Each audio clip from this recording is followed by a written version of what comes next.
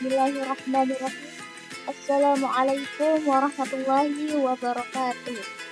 Di sini saya akan memaparkan materi tentang puasa di dalam Islam.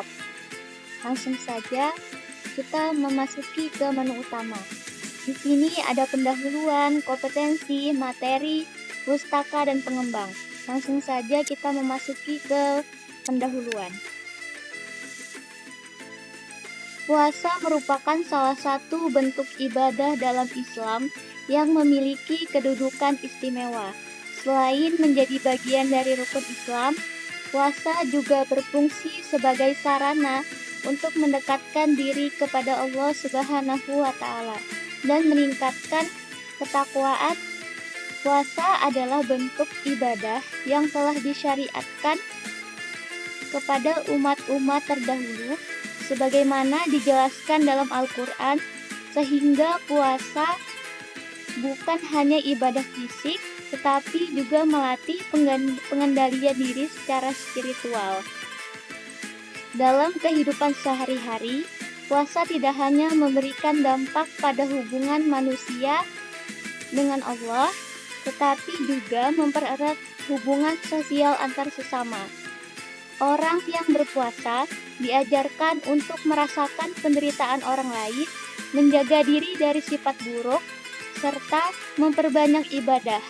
Oleh karena itu, memahami konsep puasa, jenis-jenisnya, tata caranya, dan hikmahnya adalah bagian penting dari pengalaman ajaran Islam secara menyeluruh.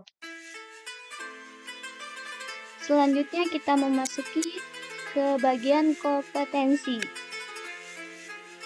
Di sini ada 3 kompetensi. Yang pertama, standar kompetensi. Yang kedua, kompetensi dasar. Yang ketiga, indikator. Langsung saja kita masuki standar kompetensi.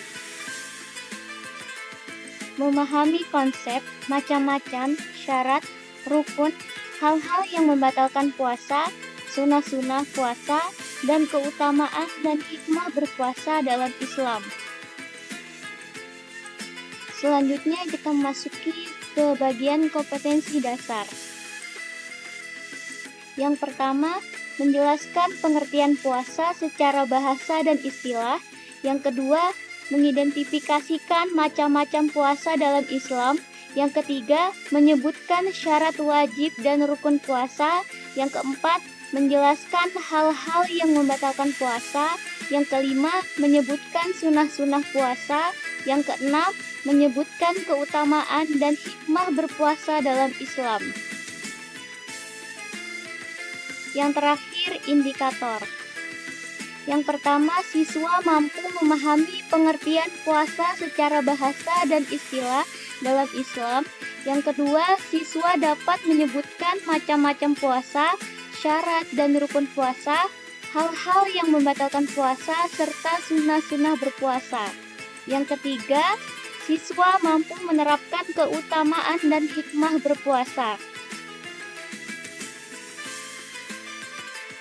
Selanjutnya kita memasuki bagian materi. Di sini ada 6 materi dan video. Langsung saja kita memasuki materi yang pertama. Pengertian puasa. Secara bahasa, puasa berasal dari kata Arab syam atau shaum yang berarti menahan diri. Secara istilah, puasa adalah ibadah yang dilakukan dengan menahan diri dari segala hal yang membatalkan puasa, seperti makan, minum, sejak terbit fajar hingga terbenamnya matahari, disertai niat untuk mendekatkan diri kepada Allah Subhanahu wa Ta'ala. Materi yang kedua, macam-macam puasa. Yang pertama, puasa wajib, seperti puasa Ramadan yang dilaksanakan pada bulan Ramadan. Yang kedua, puasa qadha, yaitu mengganti puasa Ramadan yang tidak dilaksanakan karena adanya uzur syar'i seperti sakit, haid, atau berpergian. Dan yang terakhir, puasa nadar, adalah puasa yang dilakukan sebagai wujud memenuhi janji kepada Allah Subhanahu wa Ta'ala. Yang kedua, puasa sunnah, seperti puasa Senin Kamis, yaitu puasa yang dilakukan setiap hari Senin dan Kamis sesuai dengan kebiasaan Rasulullah Shallallahu Alaihi Wasallam. Yang kedua, puasa Asyura yang dilaksanakan pada tanggal 10 Muharram. Dan yang terakhir, puasa Syawal, yaitu puasa 6 hari setelah Idul Fitri yang pahalanya setara dengan puasa setahun penuh. Selanjutnya kita memasuki materi yang ketiga, syarat dan rukun puasa. Yang pertama, syarat wajib berpuasa yaitu beragama Islam.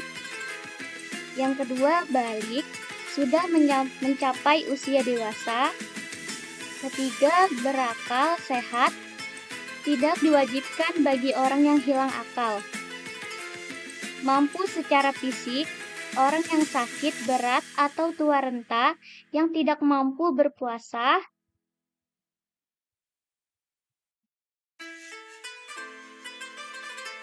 Boleh menggantinya dengan fidyah. Yang kedua, rukun puasa, yaitu niat adalah salah satu rukun utama puasa. Niat harus dilakukan sebelum waktu fajar dan menahan diri dari hal-hal yang membatalkan puasa, seperti makan, minum, dan lainnya, sejak terbit fajar hingga terbenamnya matahari. Selanjutnya kita memasuki materi yang keempat. Hal-hal yang membatalkan puasa. Puasa seseorang dianggap batal jika melakukan hal-hal berikut. Yang pertama, makan dan minum dengan sengaja. Yang kedua, muntah dengan sengaja. Yang ketiga, menggunakan obat atau benda yang masuk ke dalam tubuh melalui rongga yang terbuka. Yang keempat, haid atau nifas bagi perempuan. Yang kelima, hilang akal seperti pingsan atau gila sepanjang hari. Selanjutnya kita memasuki materi yang kelima. Sunnah-sunnah puasa. Puasa akan lebih sempurna jika dilaksanakan dengan beberapa sunnah. Yang pertama, makan sahur. Disunahkan mendekati waktu fajar. 2. Segera berbuka. Berbuka dilakukan segera setelah matahari terbenam. Yang ketiga, berdoa saat berbuka. Yang keempat, memperbanyak ibadah seperti membaca Al-Quran, berzikir, dan bersedekah. Yang terakhir, materi keenam, hikmah dan keutamaan puasa. Yang pertama, meningkatkan ketakwaan. Puasa melatih diri untuk taat kepada Allah dengan menahan hawa nafsu. Yang kedua, melatih kesabaran. Puasa mendidik seseorang untuk bersabar menghadapi ujian, lapar, dan haus. Yang ketiga, membersihkan jiwa dan raga. Selain menyehatkan jiwa dari sifat buruk. Yang keempat, pahala yang berlipat ganda. Selanjutnya, mari kita simak video ini ya.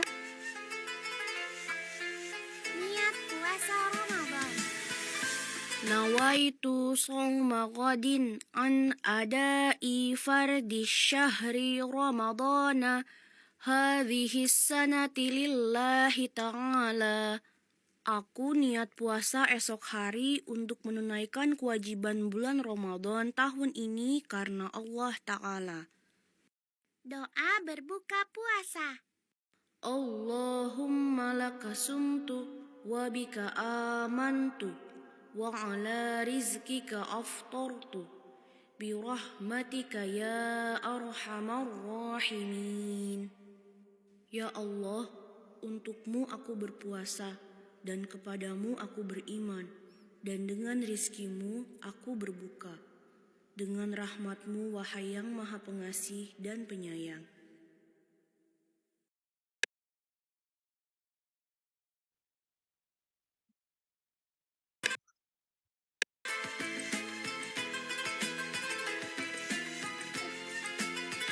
Yang selanjutnya pustaka.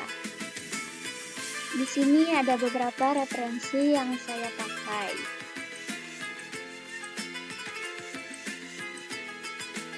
Selanjutnya ke bagian yang terakhir, pengembang. Perkenalkan, nama saya adalah Febrianti, NIM 231101163. Saya berasal dari Prodi Pendidikan Agama Islam.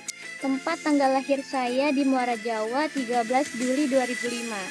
Sekian pemaparan materi dari saya, kurang dan lebihnya saya mohon maaf. Assalamualaikum warahmatullahi wabarakatuh.